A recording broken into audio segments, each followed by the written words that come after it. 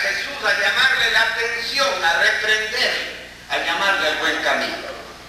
Ahí fuera está tu madre y tus hermanos y te buscan. Y por eso Jesús responde de una manera un poco chocante para nosotros. ¿Y quién es mi madre y quiénes son mis hermanos? Como que Jesús desconoce a su madre y a sus hermanos. ¿Quién es mi madre y mis hermanos? Aquellos, y señala a sus discípulos, a los que le siguen, estos son mi madre y mis hermanos, los que buscan hacer la voluntad de Dios. Como que Jesús pone distancia entre su familia carnal y la familia espiritual que brota del proyecto del reino de Dios. Y los evangelios insisten en que sus parientes en su propia casa no le creyeron a Jesús. Un segundo dato acerca de María lo tenemos en la crucifixión.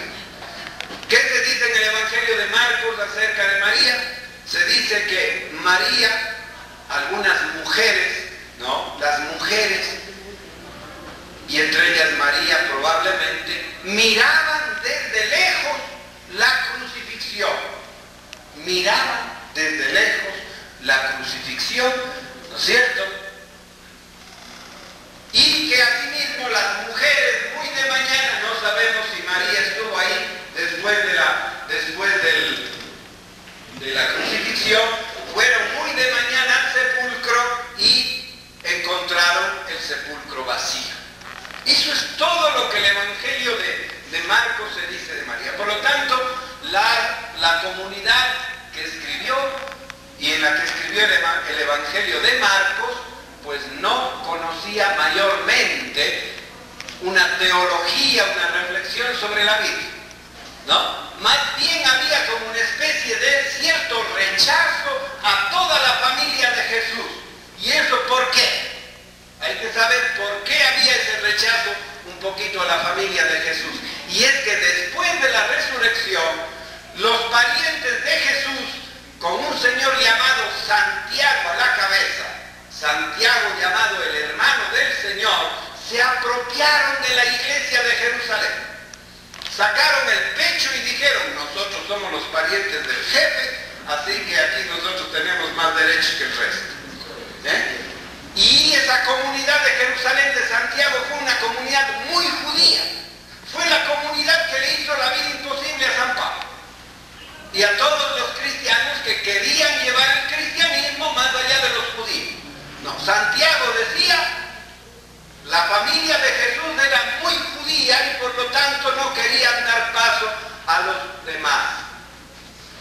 Para ser cristiano había que hacerse primero judío, había que circuncidarse, había que cumplir las leyes de Moisés y todas esas cosas, contra las cuales San Pablo tuvo que luchar mucho, ¿no es cierto? Entonces, ese es el testimonio y podemos decir que algunas comunidades, primeras comunidades cristianas, no, la Virgen María era pariente de Jesús, la madre de Jesús según la carne, ¿no? Pero nada más. Segundo paso. En cambio, en otras comunidades donde María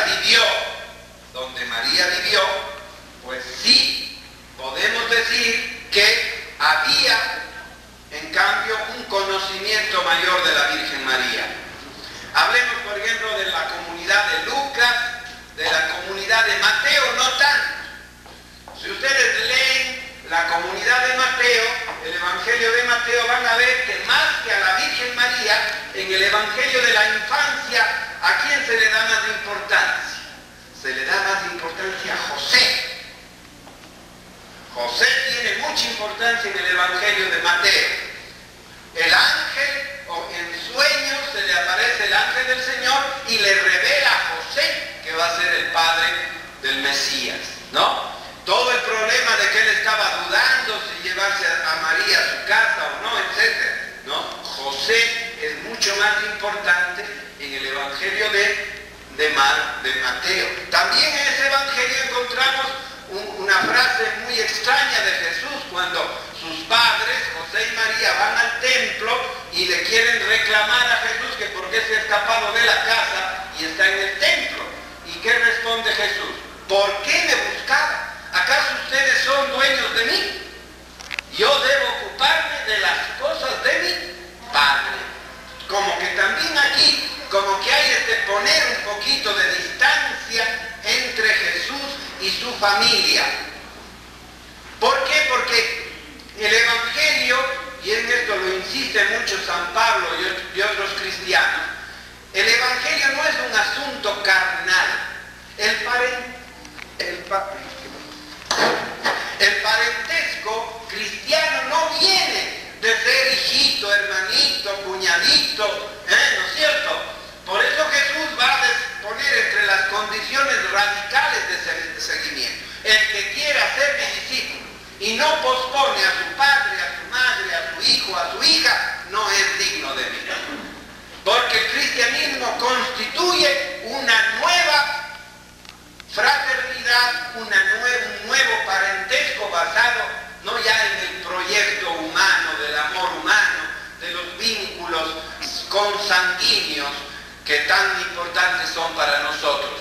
La libertad frente a la propia familia para poder construir una nueva familia, donde uno deja padres y encuentra muchos padres, deja madres y encuentra muchas madres, deja muchos hijos y encuentra muchos hijos, ¿no es cierto?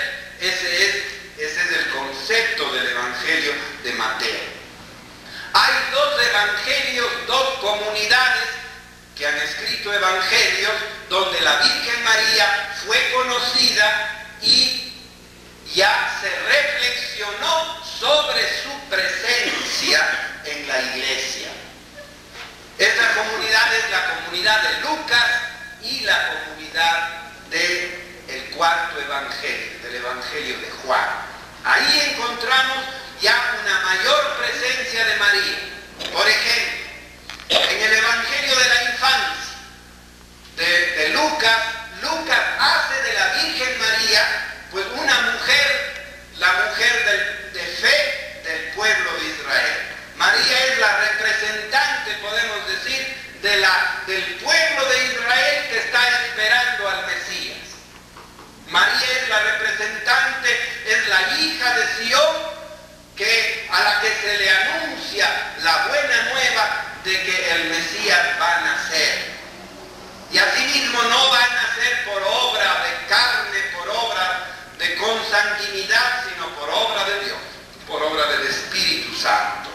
Entonces María entra en la teología de Lucas, del Evangelio de Lucas, ya con una presencia maravillosa.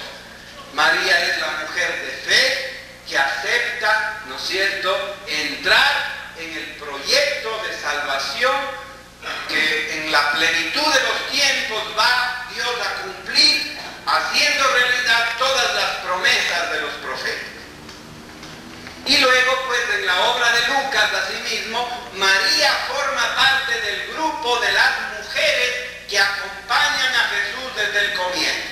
Entonces, en aquella famosa escena que todos ustedes conocen, la escena del capítulo 12, la mujer y el dragón, apareció en el cielo una señal maravillosa, ¿no? Una mujer vestida con el sol, calzada con la luna, rodeada de estrellas, y apareció otra señal, un terrible dragón, yendo a devorar al hijo de la mujer que gritaba porque estaba encinta y en dolores de alumbramiento. ¿Quién es esta mujer? Esta mujer es un símbolo muy rico, ¿no?, que significa muchas cosas.